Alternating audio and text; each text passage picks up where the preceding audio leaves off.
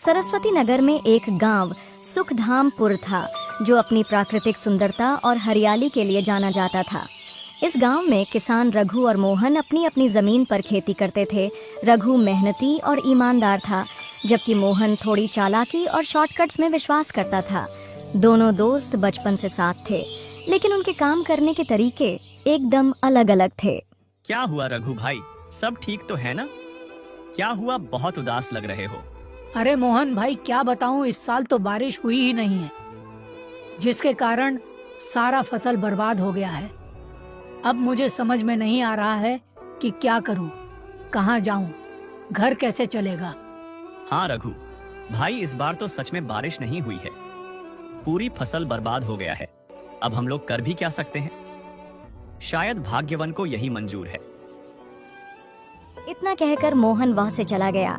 मोहन ने फसल खराब होने का बहाना बनाकर अपनी जमीन दूसरे जमींदार को ऊंचे दाम पर किराए पर दे दी, लेकिन रघु ने अपनी मेहनत और ईमानदारी पर विश्वास करता था और अपनी फसल को अच्छी तरह से सींचने लगा और पहले से ज्यादा मेहनत करने लगा। अगले दिन रघु और मोहन गांव के बाहर एक पेड़ के नीचे बैठे अपनी समस्याओं पर चर्चा कर रहा था। रघु, इतना मेहनत करने का कोई फायदा नहीं है। आजकल दुनिया चालाकी से चलती है। क्या फायदा इतना मेहनत करने से जब कोई फल ही न मिले? मोहन, मेहनत और ईमानदारी का कोई विकल्प नहीं है। मैं अपनी फसल को बचाने की पूरी कोशिश करता हूँ और करता रहूंगा, क्योंकि मैं मेहनत और ईमानदारी से काम करता हूँ और मुझे पूरा यकीन है कि मुझे इसका फल अवश्य मिलेगा। भाग्यवान की घर में देर है, अंधेर नहीं। गांव में चर्चा थी कि जंगल के दूसरे छोर पर एक साधु रहते हैं जिन्हें लोग बाबा सत्येश्वर कहते हैं। कहा जाता था कि बाबा सच्चे और ईमानदार लोगों की मदद करते हैं। रघु ने सोचा, क्यों न बाबा से मिलकर अपनी समस्या का समाधान पूछा जाए। उसने मोहन को भी साथ चलने के लिए कहा। मोहन ने पहले मना किया, लेकिन रघु के बार बार कहने पर वह मान गया।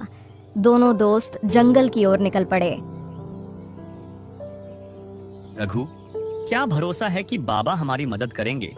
अगर बाबा ने हमारी मदद नहीं किया तो हमारा इतनी दूर से आने का क्या फायदा होगा? मोहन, मेहनत और ईमानदारी से काम करने वाले लोगों की बाबा अवश्य मदद करते हैं।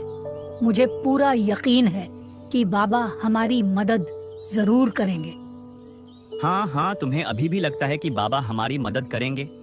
आजकल जीतने भी बाबा सब है, सबके सब ढोंगी बाबा है। मुझे तो भरोसा ही नहीं है कि बाबा हमारी मदद कर सकते हैं। मोहन, तुम भरोसा करो या न करो, मुझे तो पूरा भरोसा है कि बाबा हमारी मदद जरूर करेंगे। दोनों दोस्त बात करते करते जा रहे थे। तभी वे दोनों चलते चलते एक छोटे से आश्रम के पास पहुंचे, जहां बाबा सत्येश्वर ध्यान लगाकर बैठे हुए थे। रघु ने हाथ जोड़कर कहा, बाबा, हम किसान हैं और हमारी फसलें बर्बाद हो रही हैं। कृपया हमें कोई रास्ता दिखाइए, हम बहुत परेशान हैं। रघु ने बाबा को सारी बातें बताईं। बाबा ने आंखें खोलीं और मुस्कुराते हुए बोले, तुम दोनों को अपनी समस्याओं का समाधान पाने के लिए 3 परीक्षाएं देनी होंगी। क्या तुम परीक्षा देने के लिए तैयार हो? दोनों ने हामी भर दी। बाबा ने एक चमचमाती हुई थैली निकाली और कहा, इसमें जादुई बीज हैं। इन्हें अपने अपने खेत में बो दो। 7 दिन बाद जिस खेत में बीज से पौधे उगाएंगे वह व्यक्ति परीक्षा पास करेगा। लेकिन याद रखना, इन बीजों को सिर्फ ईमानदारी और मेहनत से ही सींचा जा सकता है। रघु और मोहन ने बीज ले लिए और अपने अपने घर चले गए। रघु ने पूरी मेहनत और लगन से अपने खेत में बीज बोए और रोज उन्हें पानी दिया। उसने गोबर की खाद और सूखी पत्तियों का इस्तेमाल कर मिट्टी को उपजाऊ बनाया। दूसरी ओर मोहन ने खेत में बीज तो बो दिए, लेकिन उसने मेहनत करने की बजाय सोचा, ये जादुई बीज हैं, इन्हें किसी मेहनत की जरूरत नहीं होगी। उसने बीजों को सींचना भी छोड़ दिया। 7वें दिन रघु के खेत में हरे भरे पौधे उगाए, जबकि मोहन के खेत में कुछ भी नहीं निकला। फिर दोनों दोस्त बाबा के पास गए और जाकर बाबा को सारी बात बताई। बाबा ने कहा, रघु, तुमने अपनी सच्चाई और मेहनत से पहली परीक्षा पास कर ली। मोहन, तुम्हारे भीतर अभी भी बदलाव की जरूरत है। अगर तुमने अपने अंदर बदलाव नहीं किया तो तुम्हें कोई मदद नहीं मिलेगा। याद रखना, मैं सिर्फ मेहनती और ईमानदार किसान को ही मदद करता हूँ, और जिससे कभी कोई किसान भूखा न रह सके। मोहन ने मन ही मन सोचा, अगर बाबा सबकी मदद करते हैं तो मेरी भी मदद कर देंगे, या नहीं तो ये बाबा ढोंगी है। अगर मेहनत ही करना होता तो फिर मैं बाबा के पास क्यों आता। बाबा ने दोनों को एक एक मिट्टी का घड़ा दिया और कहा, इस घड़े में जो पानी भरा जाएगा वह जादुई होगा, लेकिन इस पानी का एक हिस्सा गांव के जरूरतमंद लोगों को देना होगा। यह परीक्षा निस्वार्थता की है। रघु ने घड़ा लिया और मेहनत करके नदी से पानी भरने लगा।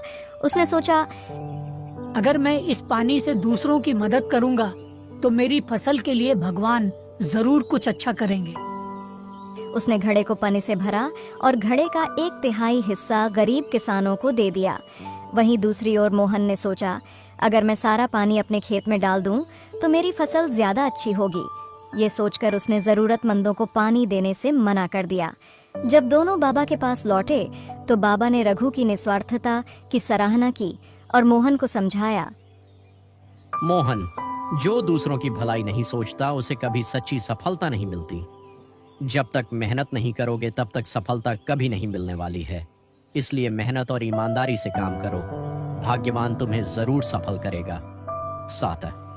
अच्छा, बाबा मुझे समझा रहे हैं। खुद तो ये एक झोंपड़ी में रहते हैं और मुझे मेहनत और ईमानदारी समझा रहे हैं। अगर बाबा के पास इतना शक्ति है तो खुद क्यों ना अमीर बन जाते हैं।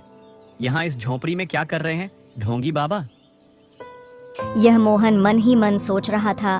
तभी बाबा ने आखिरी परीक्षा के लिए दोनों को जंगल के एक हिस्से में भेजा जहां सूखे पेड़ों का ढेर लगा था। बाबा ने कहा, तुम दोनों को मिलकर इन पेड़ों से लकड़ी काटनी होगी और इसे गांव तक पहुंचाना होगा। यह परीक्षा धैर्य और सहयोग की है। रघु ने मोहन से कहा, दोस्त, अगर हम दोनों मिलकर काम करेंगे तो यह जल्दी पूरा हो जाएगा। लेकिन मोहन ने आलस दिखाते हुए कहा, तुम पहले शुरू करो, मैं बाद में मदद करूंगा। मुझे आज नींद आ रही है, मैं जा रहा हूँ पेड़ के नीचे सोने। जब तक तुम काम करो, मैं जब सोकर उठूंगा उसके बाद मैं तुम्हारी मदद करूंगा। यह कहकर मोहन पैर के नीचे सोने चला गया। रघु अकेले ही पेड़ों को काटने लगा और लकड़ी इकट्ठा करने लगा। कई घंटे बाद जब मोहन सोकर उठा तो उसे एक सोने का हार दिखाई दिया। मोहन ने सोचा कि अगर यह हार उसे मिल जाता है तो वो अपनी सारी परेशानी दूर कर लेगा।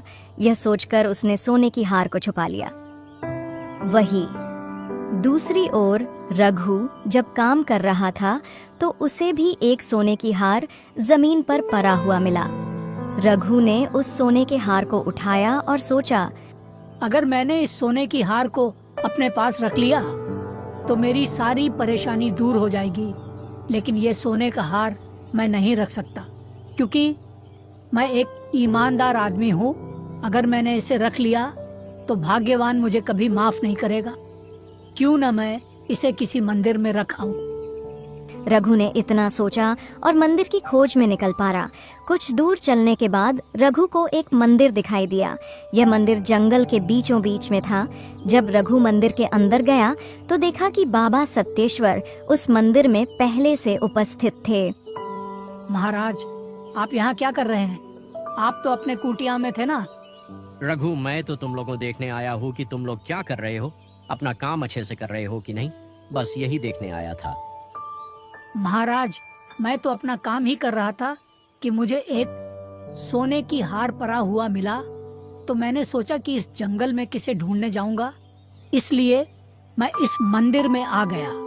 मैंने सोचा क्यों ना इस सोने की हार को भगवान को ही दे दूं। जिस किसी भी व्यक्ति का हार गिर गया होगा उसे भगवान खुद लौटा देंगे। रघु, तुम इस परीक्षा में भी तुम सफल हो गए। ये कोई सोने का हार नहीं है, ये तो जादुई हार है जो मैंने ही वहां पर रखा था तुम दोनों की परीक्षा लेने के लिए। लेकिन तुमने इस परीक्षा में विजय हासिल किया और तुम सफल हो गए। इतना कहकर बाबा वहां से गायब हो गए। रघु ने काम का ज्यादातर हिस्सा जब पूरा कर लिया था तो मोहन ने आकर मदद करने का नाटक किया। जब दोनों लकड़ी लेकर गांव पहुंचे तो बाबा ने देखा कि रघु पसीने से तरबतर था जबकि मोहन आराम से चल रहा था।